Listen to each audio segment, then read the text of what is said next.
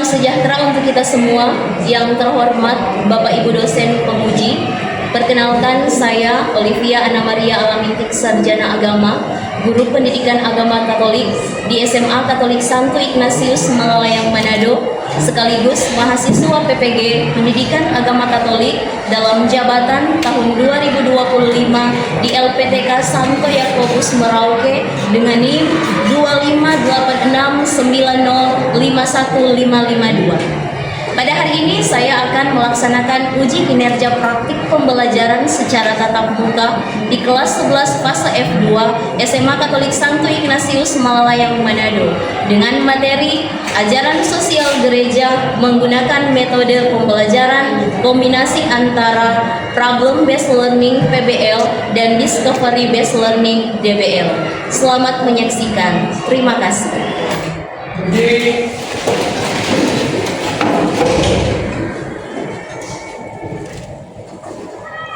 Sikap beri salam. Selamat pagi Bu Guru. Selamat pagi. Kita buka dengan doa pembuka. Minta tolong satu orang untuk doa pembuka. Siapa nih? Sebelum kita mulai untuk pembelajaran kita, marilah kita buka dengan doa. Dalam nama Bapa dan Putra dan Roh Kudus. Amin. Allah Bapa yang Maha Baik, kami bersyukur kepada Kamu atas segala perlindungan dan penyertaan-Mu dalam kehidupan kami. Ya Bapa, pada saat ini kami akan menyampaikan pembelajaran agama kami, tunjuk kami agar kami bisa mengerti dan memahami setiap materi yang diajarkan dan diberikan oleh Tuhan. Hal ini kami sampaikan kepada-Mu dengan pantaran Kristus Tuhan kami. Amin. Dalam nama Bapa dan Putra dan Roh Kudus. Amin. Terima kasih Jeff Fadli untuk doa pembuka. Silahkan duduk. Selamat pagi semua. Selamat pagi. Sehat. Sehat. Bahagia. Bahagia. Larissa ada. Anabella. Angelika. Valeri. Alex. Kesia. Marcella. Roberto. Giovanni. Saya rasa sih, saya pikir memang pemerintah harus fokus bagaimana melindungi pekerja informal. Kalau di Undang-Undang 13 dan Undang-Undang Cipta Kerja ya 6/2023, walaupun subjek yang disejarakan itu pekerja di dalam hubungan kerja dan di luar hubungan kerja, tapi kalau kita baca pasal sampai terakhir di Undang-Undang 13 dan Cipta Kerja, yang diatur adalah pekerja formal semua. Informalnya belum. Padahal amanat pasal 1 angka 31. Nah, jadi memang pemerintah dari dulu sampai sekarang abai melindungi pekerja informal. Nah, salah satu contoh misalnya pekerja ojek online. Ini kan masih ada perdebatan tetap atau tidak, apa dalam hubungan atau tidak. Nah, tetapi memang kembali sebenarnya ya untuk upah, untuk K3, untuk yang lainnya belum diatur secara. Tapi untuk jaminan sosial sudah. Nah, tetapi memang itu ada di Permenaker 5 tahun 2021. Seluruh pekerja di luar hubungan kerja wajib ikut jaminan kecelakaan. Oke.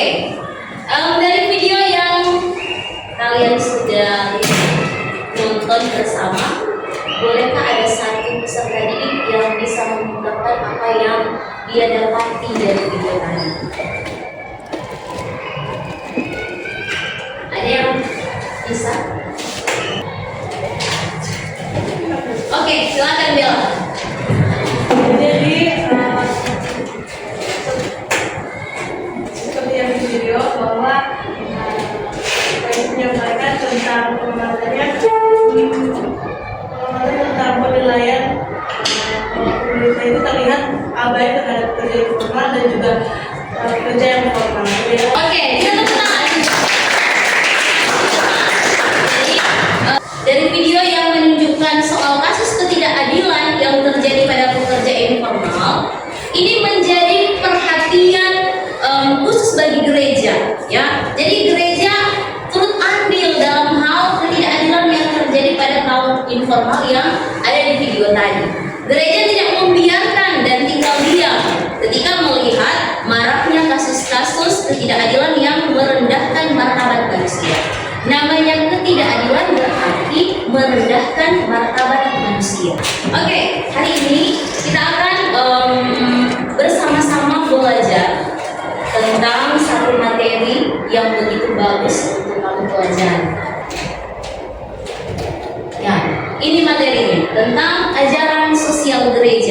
ya, tentang ajaran sosial gereja. Tentang apa? Ajaran sosial gereja. Nah, materi tujuan pembelajaran seperti ini. Jadi ada 4 tujuan pembelajaran. Yang pertama, peserta didik atau kamu semua mampu menjelaskan dasar, tujuan, dan sejarah singkat ajaran sosial gereja. Lalu tujuan yang kedua, peserta didik atau kamu semua mampu menemukan dan merumuskan prinsip-prinsip utama ajaran sosial gereja. Martabat manusia, kesejahteraan umum, solidaritas, subsidiaritas, perdamaian, ya, itu prinsip-prinsip dari ajaran sosial gereja. Lalu yang ketiga, tujuan pembelajarannya adalah peserta didik atau kamu semua mampu menganalisis masalah sosial kontemporer dalam terang prinsip-prinsip ajaran sosial gereja yang tadi. Dan tujuan pembelajaran yang keempat adalah peserta didik mampu merumuskan komitmen aksi nyata dalam memperjuangkan keadilan. Ya, jadi ini tujuan pembelajaran yang harus dicapai oleh kamu semua dalam proses pembelajaran hari ini. Tapi sebelum itu, Mem ingin bertanya, di antara kamu yang ada saat ini, siapa yang suka mendengarkan? Ada tangan yang suka mendengar? 2, 4, 6, 7, 8, 9, 10. Oke, turun tangan. Siapa yang paling suka bercerita? Bercerita dalam arti yang positif, yang suka mengeluarkan pendapat. Coba angkat tangan.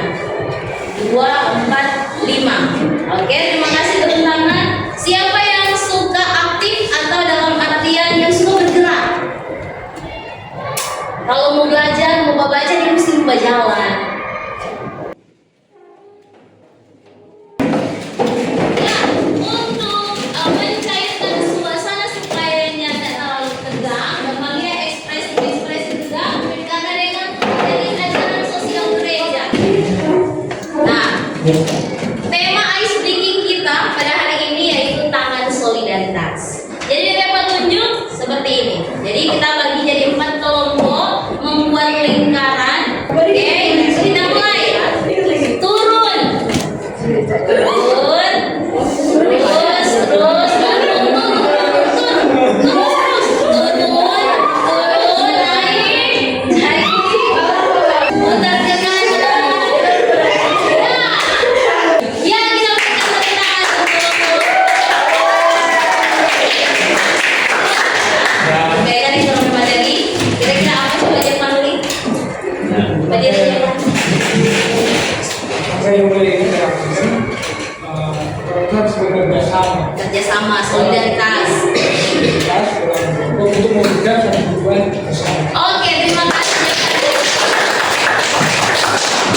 Ya, akan menjelaskan sedikit tentang apa itu ajaran sosial gereja. Ya. Nah, ajaran sosial gereja adalah ajaran mengenai hak dan kewajiban berbagai anggota masyarakat dalam hubungannya dengan kebaikan bersama, baik dalam lingkup nasional maupun internasional. Lalu ajaran sosial gereja ini merupakan tanggapan dari gereja terhadap fenomena-fenomena atau persoalan-persoalan yang dihadapi oleh umat manusia dalam bentuk himbauan, kritik, atau dukungan. Ya. Nah, tujuan dari ajaran sosial gereja adalah menghadirkan bagi manusia rencana Allah terhadap realitas duniawi dan menerangi serta membimbing manusia dalam membangun dunia seturut dengan rencana Tuhan. Kita akan masuk dalam diskusi kelompok. Di sini ada lembar kerja peserta didik LKPD. Di dalamnya ada ensiklik yang bicara tentang keprihatinan terhadap ketidakadilan yang terjadi. Nomor 1, Anabella dan kelompoknya akan bahas tentang ensiklik. Jadi ada beberapa ensiklik yang akan kita bahas. Yang pertama Rerum Novarum, yang kedua Pacem in Terris, lalu yang ketiga itu Solicitudore Socialis, lalu yang keempat ada Caritas Veritate. Jadi 4 ensiklik dari beberapa paus yang akan kita dalami bersama-sama atau diskusikan bersama-sama dalam kelompok. kelompok 2 akan bicara tentang Caritas in Veritate. Lalu kelompok 3 akan bicara tentang Solicitudo Rei Socialis. Lalu kelompok 4 akan bicara tentang Rerum Novarum. Ya, silakan berdiskusi. Ada beberapa pertanyaan di sini. Pertama, kamu baca dulu DP Ensiklik. Ya, baca dulu DP Ensiklik, sudah tertera dalam LKPD. Baca, lalu selesai baca kamu akan analisa. Ya, analisa, lalu kamu akan diskusi dalam kelompok tentang pesan atau kutipan Ensiklik ini mengajarkan tentang apa. Lalu pesan apa yang mau disampaikan oleh Ensiklik ini. Lalu yang ketiga, kamu akan menentukan dari Ensiklik ini prinsip apa yang mau dibela. Oke, silakan berdiskusi.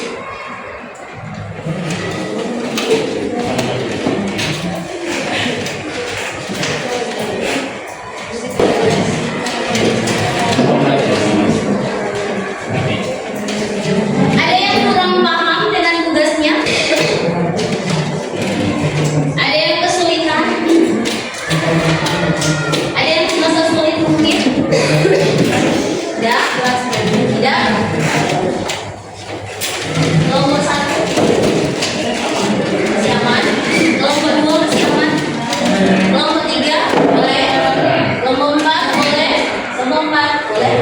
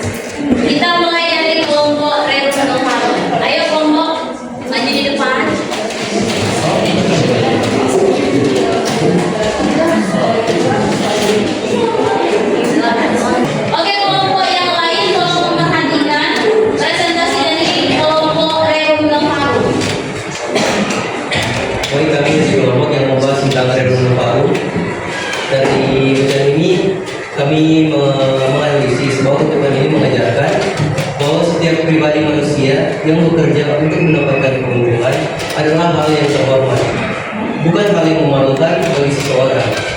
Karena hal itu memungkinkannya untuk mendapatkan keuntungan. Ya, jadi prinsip dari materi atau NCT yang kamu bahas apa?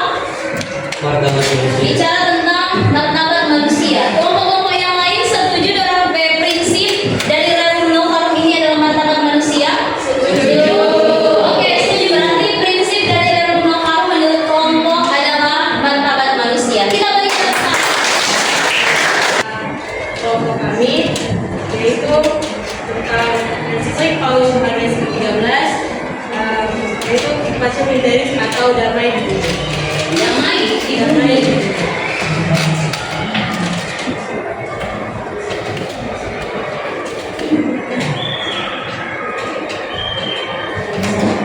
Paling pertama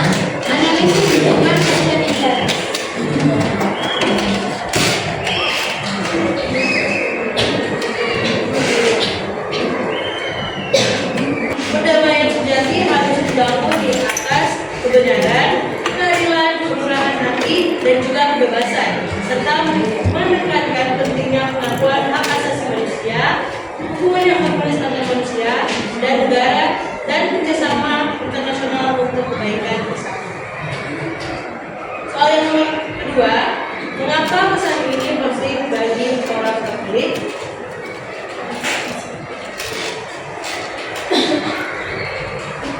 Menegaskan perdamaian sebagai bentuk penghormatan terhadap hak asasi manusia.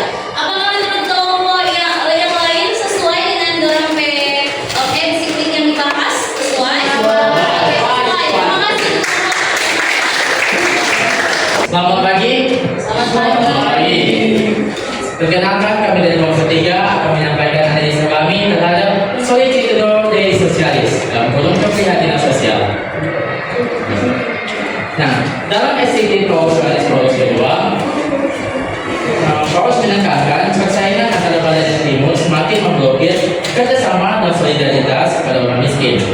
Negara-negara barat semakin memulai buta dalam eksplorasi kemajuan, sementara negara-negara timur semakin terpuruk oleh kemiskinannya.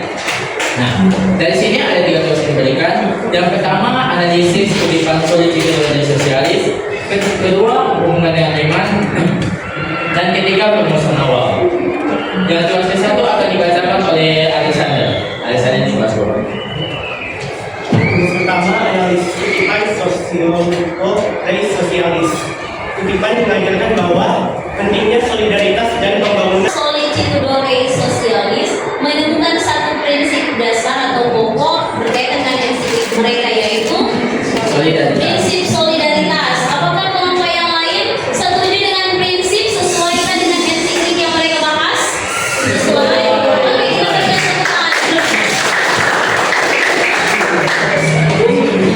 Mari kita mendengar sedikit penjelasan apa sih itu ensiklik Veritas Veritate.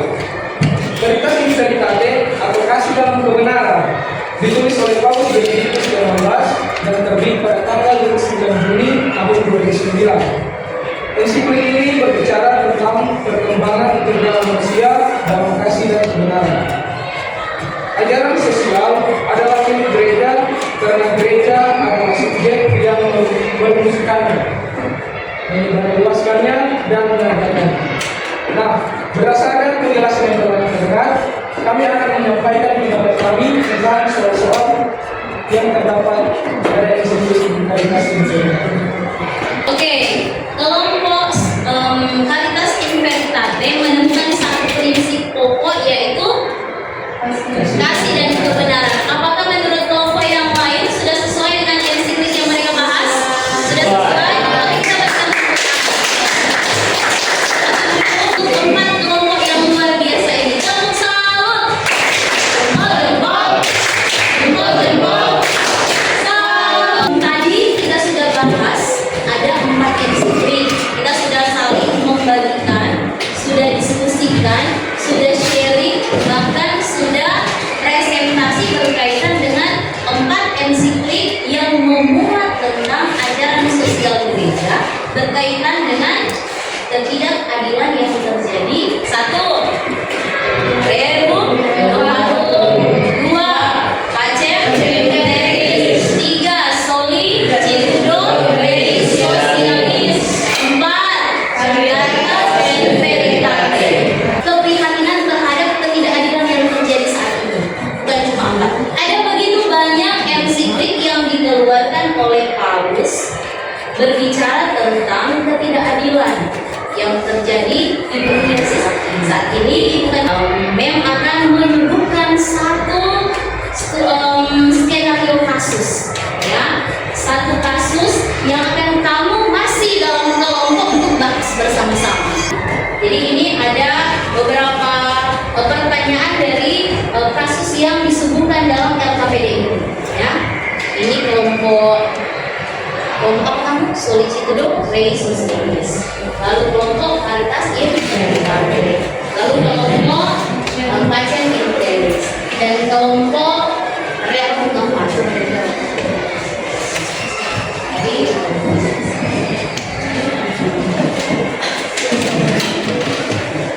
ya, baca dulu DP kasus apa di dalam situ.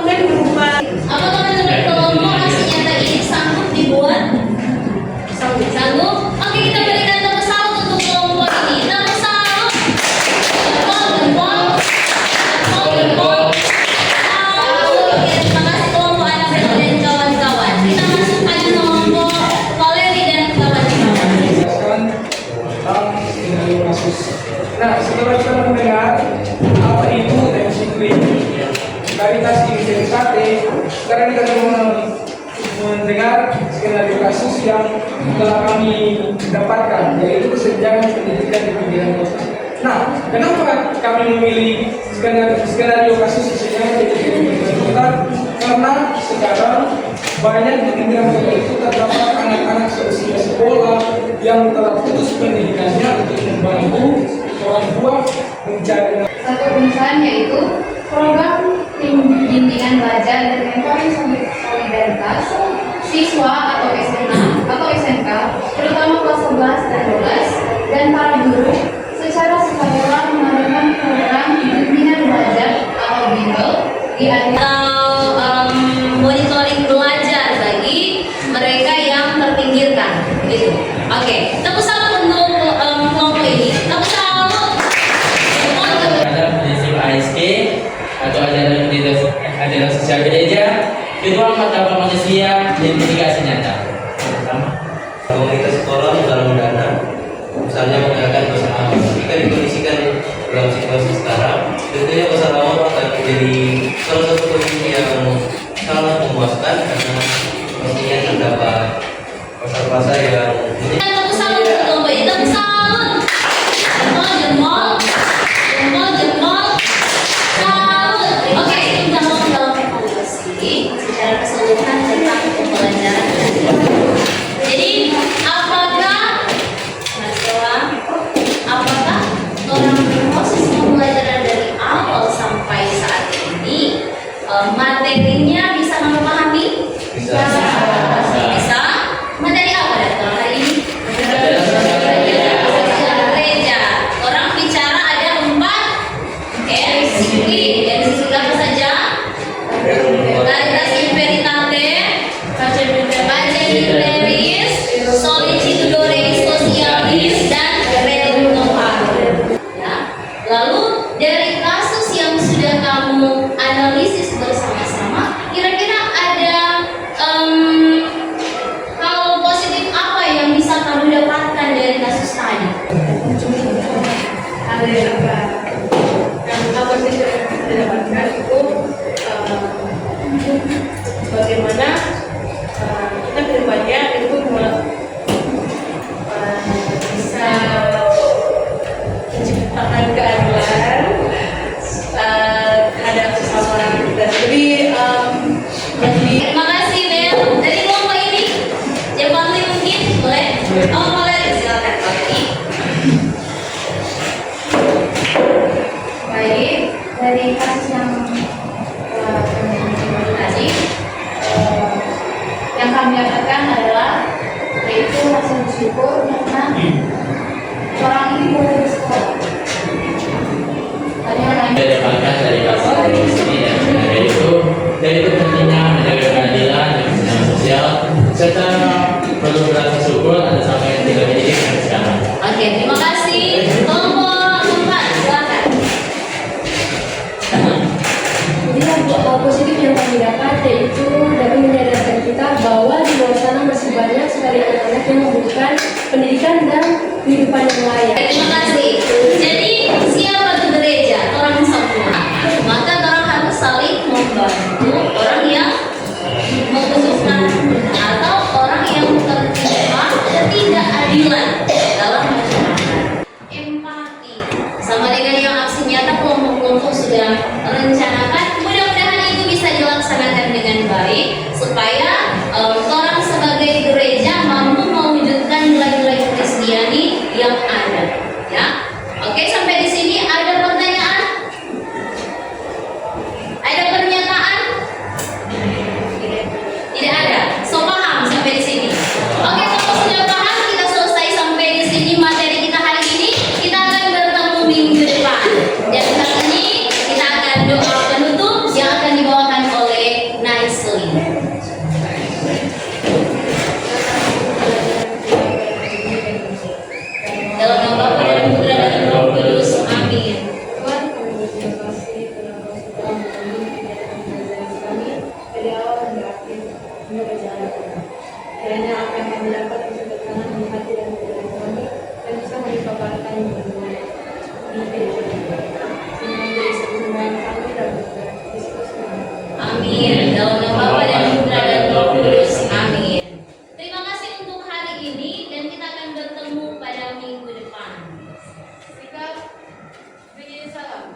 Terima kasih.